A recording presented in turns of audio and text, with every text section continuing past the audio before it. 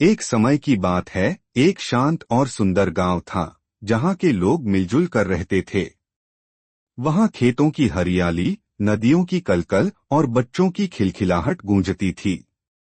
लेकिन इस गांव के ऊपर एक डर मंडराता था, एक जालिम चील का डर। यह चील पहाड़ों की ऊंचाई से उड़ती हुई गांव में आती और बच्चों या छोटे जानवरों को झपट्टा मारकर उठा ले जाती। लोग उसे जालिम चील कहने लगे थे, क्योंकि वह बिना किसी दया के हमला करती थी। गांव वाले इतने डर गए थे कि उन्होंने बच्चों को बाहर खेलना बंद करवा दिया। गांव की सीमा पर एक बुजुर्ग दंपति रहते थे, धनीराम और उसकी पत्नी गीता। उनके पास एक छोटा सा खेत था और एक प्यारी सी पोती, जिसका नाम था गुड़िया।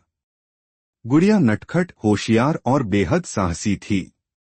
जब वह चील की कहानियां सुनती तो डरने की बजाय कहती, मैं उस चील से नहीं डरती दादी।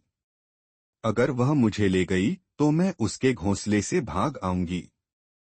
दादी गीता उसे डांटती, ऐसी बात नहीं कहते बच्ची।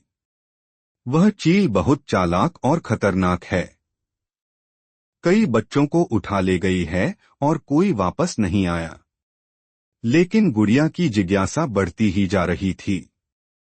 एक दिन जब सब खेतों में काम कर रहे थे और आकाश साफ नीला था, तभी अचानक एक साया गांव पर मंडराने लगा। वह वही जालिम चील थी।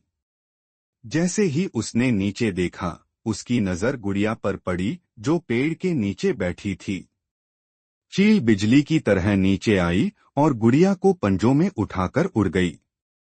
गांव में हड़कंप मच गया। दादी गीता बेहोश हो गई और धनीराम रोने लगे।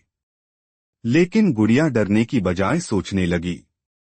जैसे ही चील उसे एक ऊंचे पहाड़ की चोटी पर बने अपने घोंसले में ले गई, गुड़िया ने चारों तरफ देखा।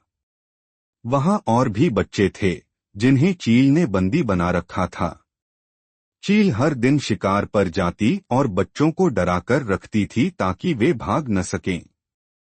गुड़िया ने धीरे धीरे बच्चों से बात करना शुरू किया। उसने सबको हिम्मत दी और बोली, हमें यहाँ से भागना होगा। लेकिन मिलकर उसने ध्यान से देखा कि चील सुबह शिकार पर जाती है और दोपहर तक लौटती है। यही मौका था।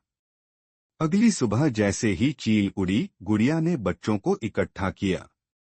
घोंसला बहुत ऊंचाई पर था, लेकिन नीचे एक पेड़ था जिसकी लंबी शाखाएं ऊपर तक फैली थीं। गुड़िया ने पहले खुद उतर कर देखा और जब सुरक्षित लगी, तब सब बच्चों को मदद से नीचे उतारा। जैसे ही सब बच्चे नीचे आए, वे पहाड़ी रास्तों से होकर भागे।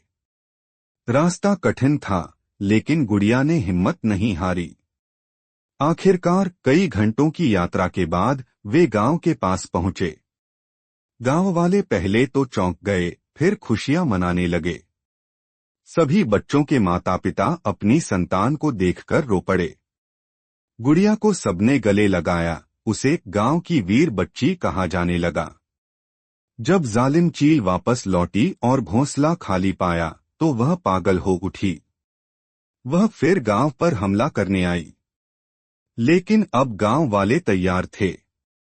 उन्होंने पेड़ों पर कांटे लगाए थे, चील के लिए जाल बिछाए थे और गांव के बीच एक पुतला बनाया था जिस पर आग लगाने की व्यवस्था थी। जैसे ही चील गांव में आई, वह सीधा उसी पुतले पर झपटी। गांव वालों ने जाल खींच लिया और आग लगा दी। चील बुरी तरह जल गई और चीखती हुई उड़ गई। वह फिर कभी गांव में नहीं आई। गांव फिर से खुशहाल हो गया। गुड़िया की बहादुरी के किस्से दूर दूर तक फैले। गांव में एक छोटा सा स्कूल बना, जिसका नाम रखा गया वीर गुड़िया विद्यालय। यह कहानी हमें सिखाती है कि डर चाहे जितना भी बड़ा हो, अगर हम हिम्मत, बुद्धि और एकता से काम लें, तो हर जालिम ताकत को हरा सकते हैं।